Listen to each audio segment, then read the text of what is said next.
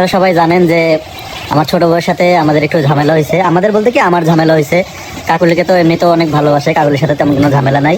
তো সকাল সকাল ঘুম থেকে উঠছি, একটু সকাল সকালে ওঠা ট্রাই করছি। তো আমরা ঢাকার উদ্দেশ্যে রওনা হবো একটু পরেই। এই যে আমার বউ কিন্তু বড় বউ যে হাঁসকে মানে খাবার দিচ্ছে সকালবেলা। তো খাবার টাবার দিয়া ইনশাল্লাহ আমরা রেডি হবো। কতক্ষণ লাগবে রেডি হতে তোমার? আচ্ছা দেখি আমি কালকে তো অনেক ট্রাই করছি, তো পূর্ণিমার তেমন কোনো খোঁজ পাই নাই, ফোনটা ধরে নাই। তো দেখি আজকে আবার ট্রাই করবো, যাওয়ার আগে যদি ধরে তো আলহামদুলিল্লাহ, না ধরলে তারপরে আমরা যাচ্ছি। আমরা একটু পরে রেডি হয়ে বেরোবো, বেরোয় দেখি ওরা আনতে পারি কিনা।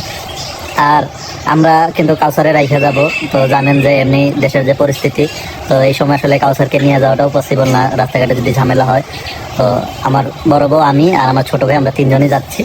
যাই ইনশাল্লাহ দেখি আনার ট্রাই করবো।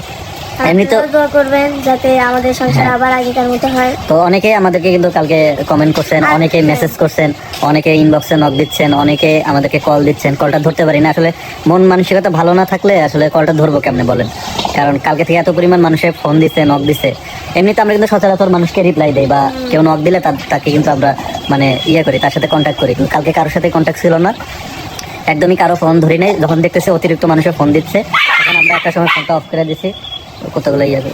তো আমরা কিন্তু ফোনের ডাটা অফ করে বা ওয়াইফাই অফ করে আমরা কিন্তু কালকে ঘুমাইছি, কারণ প্রচুর মানুষ আমাদেরকে নক দিচ্ছেন যে ভাইয়া কি হয়েছে, আপু কি হয়েছে।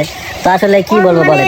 আর কালকে অনেকেই বাজে কমেন্ট করেন আমার সতীনকে নিয়ে, মানে সংসার করতেছে ভাই করুক, আপনাদের এত মন্তব্য আর সবচেয়ে সংসারটা বেশি নষ্ট হয়েছে। আর অনেকেই খেলে আমার সতীনকে এত বাজে বাজে কমেন্ট করেন যে অনেক খারাপ, ভ্যান ভ্যান চালাক। কালকেও দেখি অনেকে কমেন্ট করতেছে যে ও গেছে ভালো হয়েছে, তারপরে ও না আসলে ভালো।